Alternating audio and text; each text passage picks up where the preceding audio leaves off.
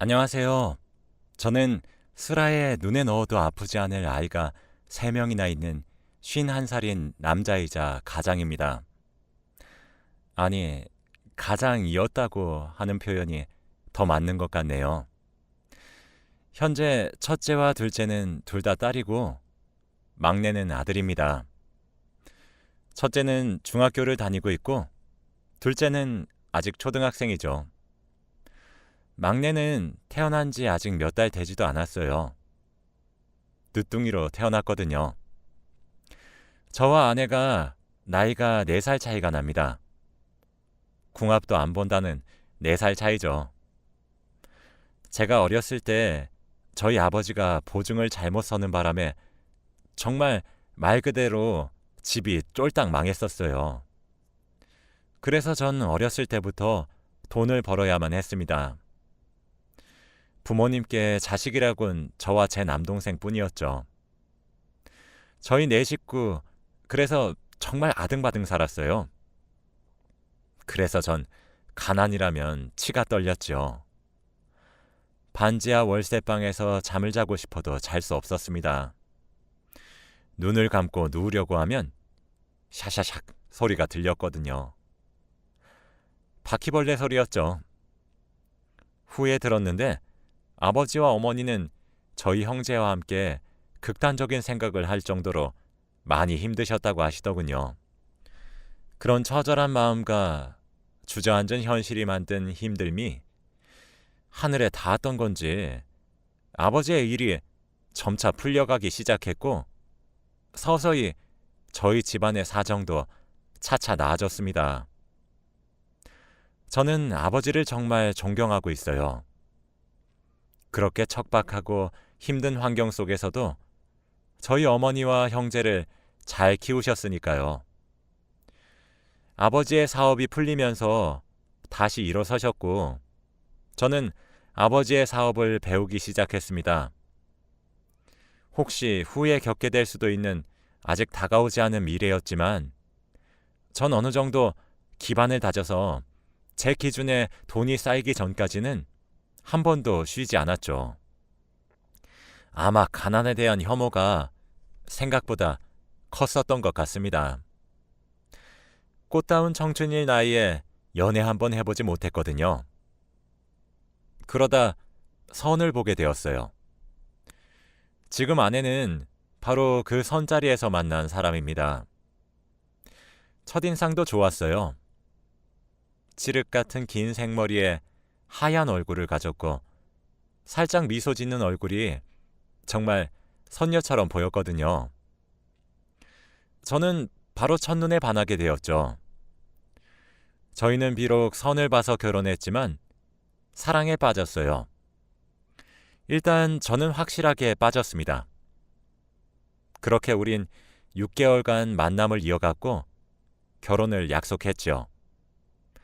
만남과 결혼까지 걸린 시간은 1년도 채 되지 않았죠.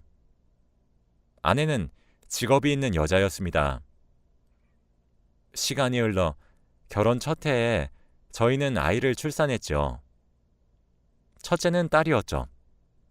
전 아직도 그때가 눈에 선해요. 조그마한 아기를 직접 안아보았을 때 말이죠.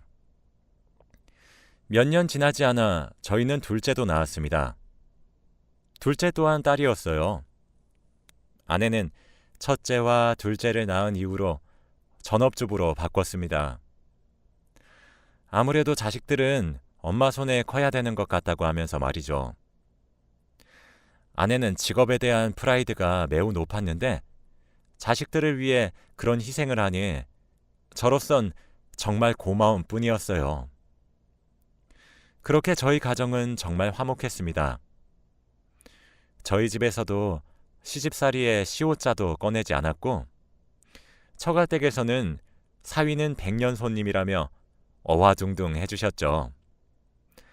전 아버지 사업을 물려받아 일을 하고 있어서 아이들을 키우는 데에 있어 재정적인 부담도 없었어요. 완벽했습니다. 시간이 많이 흘러서 젊었을 적 뜨거운 사랑은 사라졌지만 전 여전히 은은하게 아내를 사랑하고 있었죠. 그런데 몇 달 전 네 식구가 모여서 저녁을 먹고 있었는데 아내가 제게 할 말이 있다고 하더군요.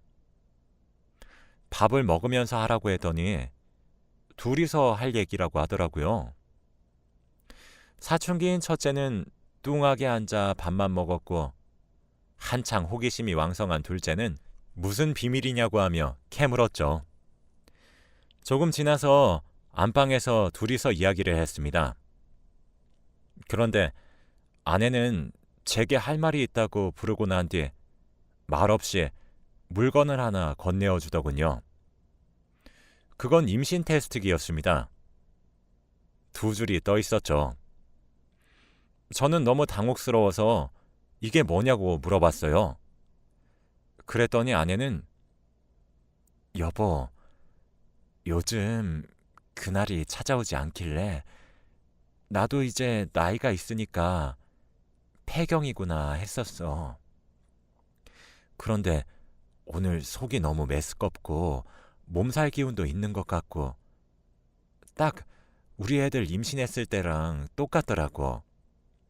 그래서 혹시 몰라서 낮에 약국에 가서 임신 테스트기를 했더니 두 줄이 나왔어. 그러고 바로 산부인과에 가서 검사를 했더니 임신 8주래. 라고 얘기를 하며 제게 초음파 사진도 건네더라고요. 전 얼떨떨해서 한참이나 초음파 사진만 뚫어져라 쳐다봤습니다. 아무런 말도 하지 않는 제 반응이 어색하고 무서웠던 건지 아내는 옆에서 말을 계속 걸었어요. 저는 여보, 그래도 우리 나이가 있잖아. 이러다가 여보 몸이 상하면 어떡하려고. 라고 조금 회의적이게 말을 했죠.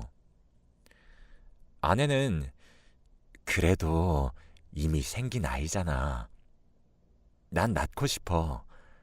당신이 돈을 못 벌어다 주는 것도 아니고. 응?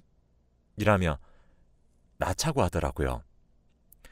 그래서 저희 부부는 신이 주신 선물이라고 생각하기로 했어요. 늦둥이지만 낳기로 결심했죠.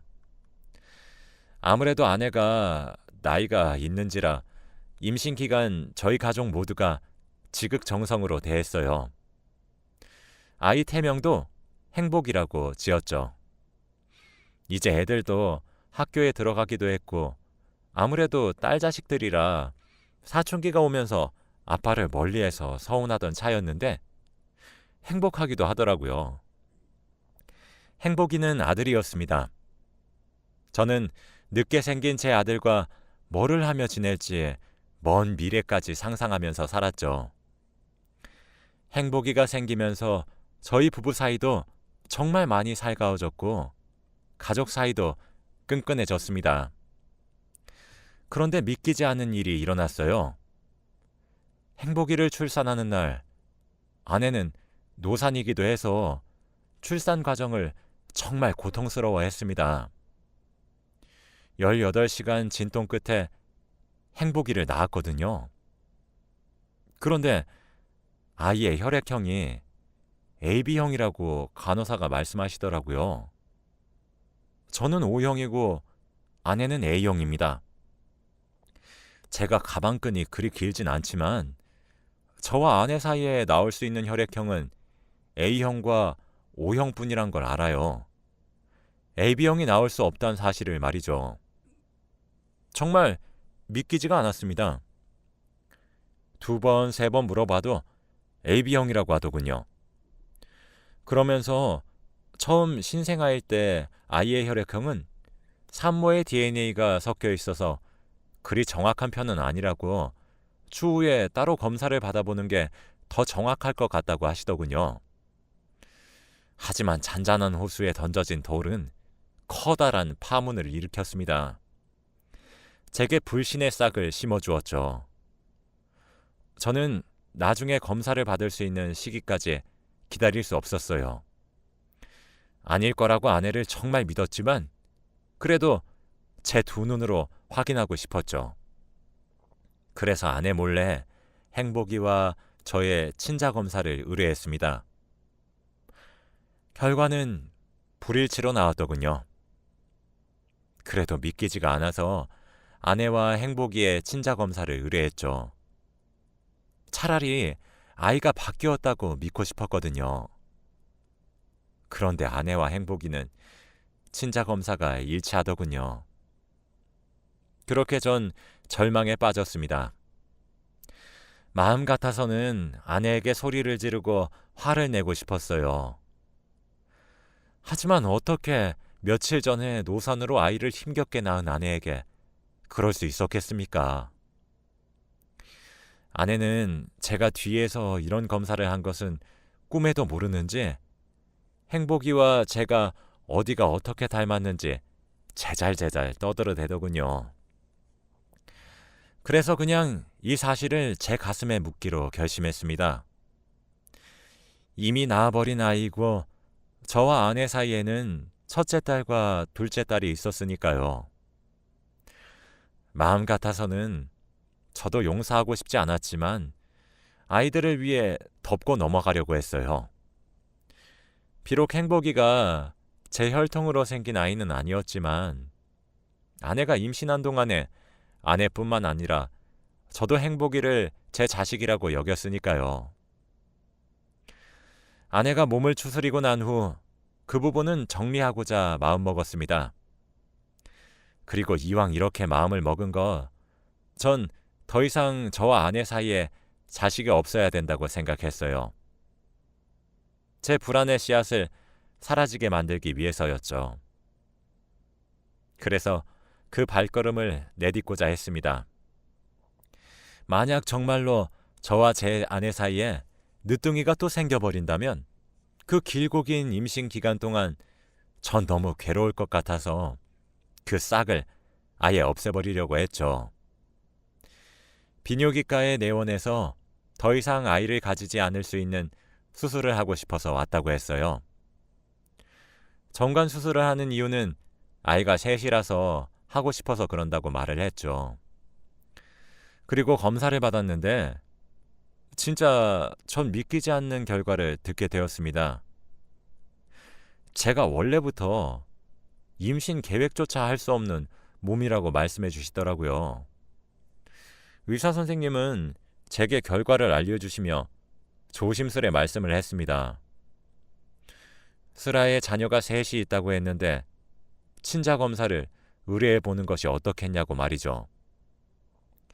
진짜 그 결과를 들었을 때 참담함과 비참함, 그런 온갖 감정이 들었어요. 말로 표현이 잘 안 되었던 것 같네요. 정말 딱 미치고 팔짝 뛴 노릇이었죠. 무슨 정신으로 집으로 돌아왔는지 모르겠습니다. 집으로 돌아온 저는 일단 아무렇지 않은 척을 했어요. 그리고 모두가 잠든 시간에 일어나서 정말 눈물을 머금고 아내와 제 두 딸의 머리카락과 칫솔을 챙겼어요. 다음날 제 머리카락과 칫솔과 함께 친자 검사를 의뢰했습니다. 당연히 결과는 제 자식들이 아니라고 나왔죠. 아내와는 일치했고 저와는 불일치했거든요. 아마 첫째와 둘째 둘 다 A형이라 제가 그 긴 세월 동안 모르고 지낼 수 있었나 봅니다. 사람이 너무 커다란 분노를 마주하게 되면 오히려 냉정해진다더니 제가 딱 그랬어요.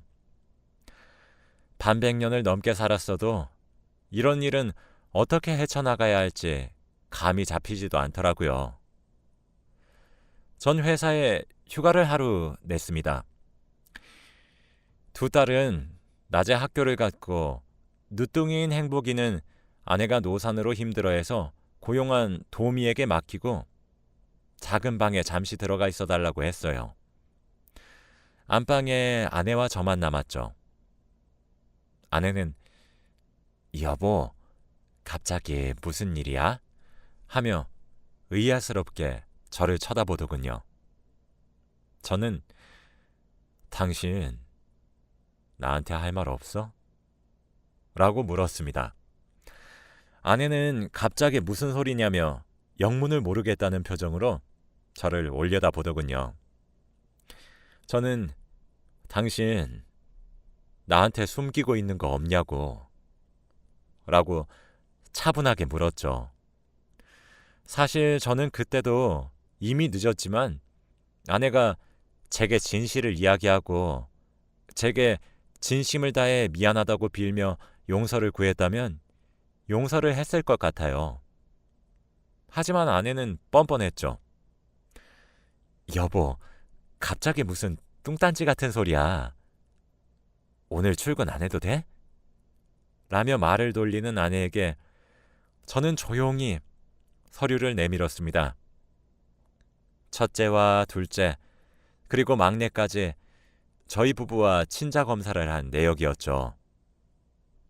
아내는 제가 내민 서류에 처음엔 의아하다는 듯 받아들이고 읽기 시작하더니 점차 사색이 되어 가더라고요. 얼굴색이 점차 창백해지더라고요. 당신 어떻게 나한테 이렇게 끝까지 뻔뻔하게 나와? 내가 그래도 정말 당신 입으로 듣고 싶었어. 근데 어쩜 다른 사람도 아니고 당신이 나한테 이래? 라고 물었더니 아내는 아직 회복도 되지 않은 몸으로 일어나 침대에서 무릎을 꿇더군요. 무슨 말을 듣지도 않았던 상태였지만 무릎을 꿇고 있는 하얗게 질린 안색의 아내를 보고 저는 그제서야 실감했습니다. 아, 지금 나한테 벌어진 이 말도 안 되는 상황이 진실이구나 싶더라고요.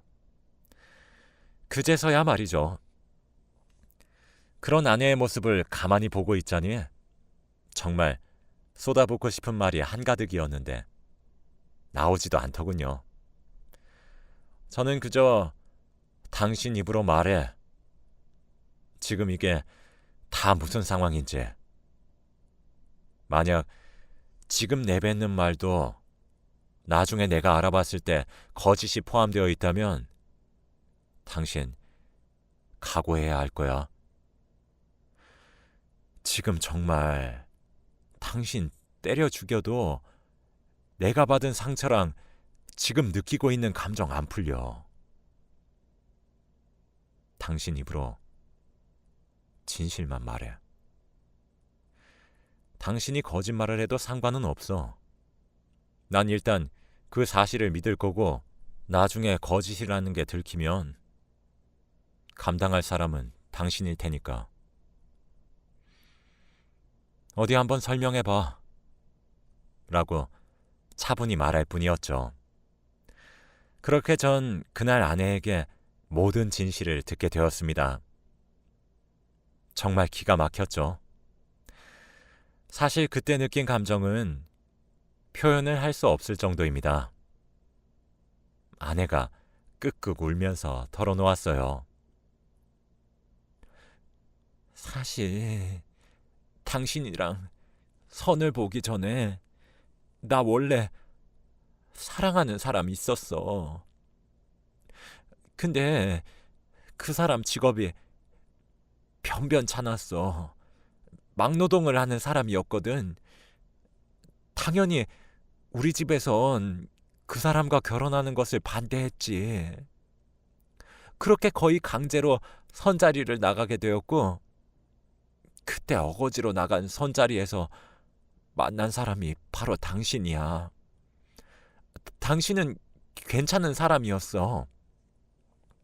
돈도 잘 벌었고 착했고 다정했으니까 집에서는 그 사람과 정리하고 당장 당신이랑 결혼을 하라고 종용하기 시작했었어.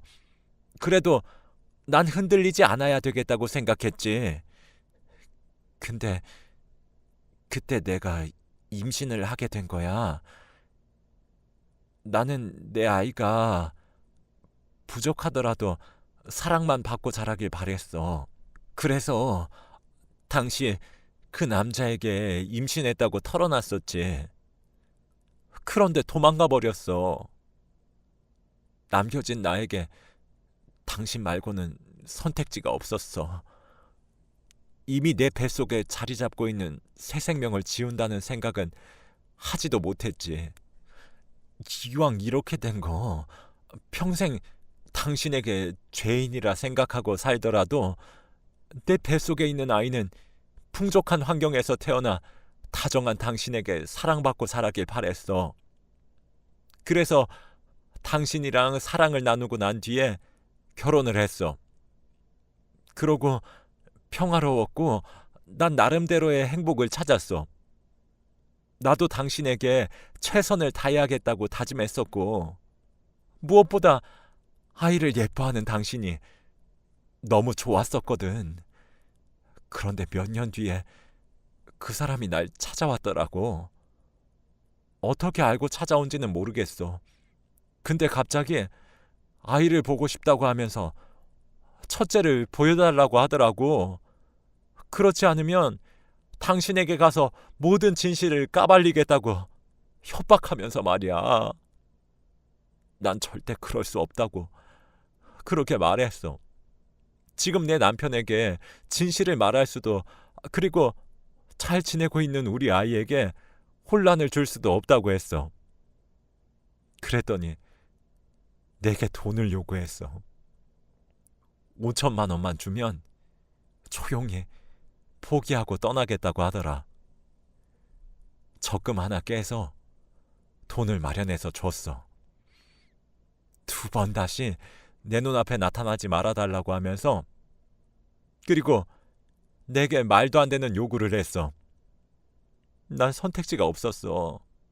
비록 죄인으로 시작해 이룬 가정이지만 난 그 평화를 깨고 싶지 않았거든. 그래서 결국 난 그 조건을 허락하는 대신 2번 다시 나타나지 않겠다는 약속을 받았지. 아마 그날 둘째가 생긴 걸 거야. 나도 처음엔 둘째가 그 사람 아이인 줄 몰랐어. 그런데 둘째가 커갈수록 자꾸 그 사람을 닮아가는 것 같아서 나도 몰래 당신이랑 둘째 친자 검사를 의뢰했었어. 결과는 당신이 받은 결과랑 똑같아. 근데 당신이 둘째를 너무 이뻐하니까 나도 정말 용기가 나지 않아서 그냥 이렇게 묻어가려고 했어. 미안해. 나 당신한테 정말 씻을 수 없는 죄를 지은 것은 맞아. 정말 미안해. 이라고 아내는 제게 털어놓았습니다. 아내 입에서 진실이 나오면 나올수록 저는 정말 다리에 힘이 풀리더라고요. 털썩 주저앉은 저는 그래. 첫째랑 둘째는 그렇다 치자. 그럼 행복이는 뭐야? 행복이는 누구예요? 라고 소리쳤죠. 아내는 한동안 아무런 말을 하지 않고 입술만 달싹였습니다. 지금 당신이 여기서 나한테 더 숨길 일이 있단 거야? 당장 말 안 해? 라고 다그치자 아내는 입을 열었죠. 행복이는 아마 혜민이 아빠일 거야. 저는 그때 맥이 탁 풀렸습니다. 혜민이는 첫째 딸의 단짝 친구거든요. 지금 같은 중학교, 같은 반이죠. 초등학교 때부터 꼭 붙어 다녔던 아이입니다. 아내는 나도 정말 그러려고 그랬던 게 아니야. 당신도 알다시피 혜민이 아빠 부인이랑 사별하고 혼자 키우잖아. 첫째 학부모 회의할 때나 뜨문뜨문 보다가 한번 만나서 밥을 같이 먹은 적이 있었거든. 근데 너무 다정하더라고. 사실 당신이랑 15년 가까이 결혼 생활을 하면서 우리 점점 소원해져 갔잖아. 그래서 정말 잠깐 느끼는 봄바람이라고 생각했어. 근데 미안해. 라고 하더군요. 전 결국 끝까지 붙잡고 있던 이성의 끈을 놓아버렸습니다. 당신 미쳤어? 정신이 어떻게 된 거 아니야? 남자의 눈이 멀었어? 어떻게 하나도 아니고 셋을 속여? 어떻게 나를 이렇게 기만하냐 말이야! 만약 이번에 낳은 애도 혈액형이 A형이었으면 날 평생 속일 작정이었단 거잖아. 그리고 당신은 우리 사이가 옛날처럼 불타는 사랑이 아니라서 그저 우리 관계가 소원해져서 불륜을 저질렀단 게 지금 자랑이야? 그게 말이나 된다고 생각해? 어쩜 그딴 걸 이유라고 갖다 붙이는 거야? 라고 소리를 질렀습니다. 아내는 제가 쌍욕을 하고 소리를 질러도 무릎을 꿇고 눈물을 흘리며 그저 미안하단 말만 앵무새처럼 반복했어요. 사실은 아내가 정말 최근에 낳은 아이 아빠가 혜민이 아빠가 아니라 결혼 전 그 남자의 아이였다고만 했어도 용서했을 겁니다. 애들이 무슨 죄가 있겠습니까? 안 그런가요? 이미 내 자식으로 10년 이상 키워왔고 그래서 아내를 용서했을 거예요. 그런데 막내의 아빠가 혜민이의 아빠라뇨. 첫째, 둘째 아빠도 그 사람인 것도 기가 막혀 죽겠는데 어떻게 첫째의 단짝 친구의 아버지란 작자가 막내의 아빠겠냐는 말입니다. 전 이혼을 결심했습니다. 이혼해. 협의 이혼으로 하자. 내가 그동안 같이 산 예정을 봐서 위자료는 청구하지 않을게. 그냥 조용히 몸만 가지고 나가. 당신이 날 속여먹은 그 10년이 넘는 세월 동안 첫째랑 둘째는 내가 딸로 생각을 해버렸으니까. 두 아이는 내가 계속 키울 거고 아이들이 커서 어른들의 사정을 이해할 수 있는 나이가 된다면 이혼하게 된 이유도 상세히 말할 거야. 근데 당신이 최근에 낳은 막내? 걘 내가 안 키워. 혜민이 아빠한테 가서 양육비를 내놔라 난동을 피우든 고성을 지르든 상관도 하지 않을 테니까 막내 데리고 몸만 조용히 나가. 라고 통보했죠. 아내는 제게 미친 듯이 빌기 시작했습니다. 여보, 제발 이혼은 안 돼. 내가 잘못했어. 내가 정말 미안해. 죽을 죄를 졌어. 진짜 평생 당신한테 죄인으로만 살게. 응? 제발 이혼하자고만 하지 마. 라며 바짓가랑이를 잡고 매달리더군요. 전 그런 아내를 뿌리치며 말했습니다. 아니, 내가 봤을 땐 당신 그거 정신병이야. 일주일 안으로 짐 싸서 친정으로 가든 혜민이 아빠 집으로 들어가든 당신 알아서 해. 일주일 안으로 집에서 막내랑 당신 안 나가면 그땐 내가 어떻게 하나 한번 지켜봐. 당신도 알지? 나 지금 많이 참고 있단 걸 말이야. 라고 말이죠. 그리고 전 집을 나왔어요. 일주일 뒤 집으로 돌아가 보니 아내는 친정으로 간 모양이더라고요. 처가댁에서 전화가 오는데 아내 입에서 어떤 말을 들었는지는 몰라도 제게 미안하다고 염치 없지만 용서해주면 안 되겠냐고 하더군요.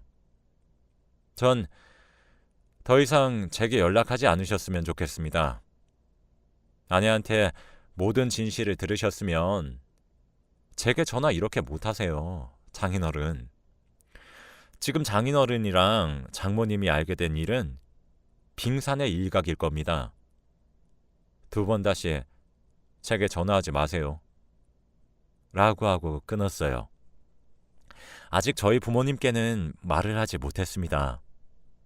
나이도 많이 드셨는데 어떤 충격을 받을지 몰라서 조심스럽네요. 현재는 아내에게 협의 이혼 서류를 내밀었지만 아내는 그저 미안하다, 잘못했다고 말을 하며 제게 매일같이 연락을 해옵니다.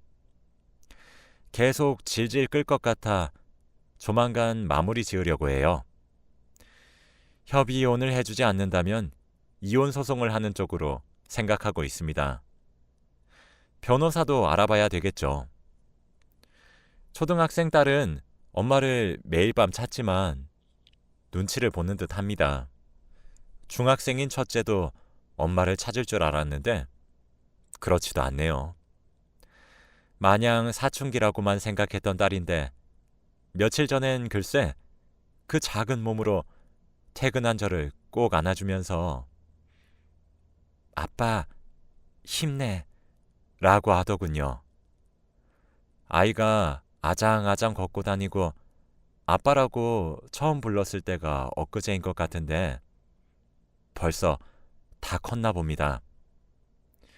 아마 첫째에게는 제가 조만간 진실 중 일부분을 얘기해도 될 것 같다는 생각이 드네요.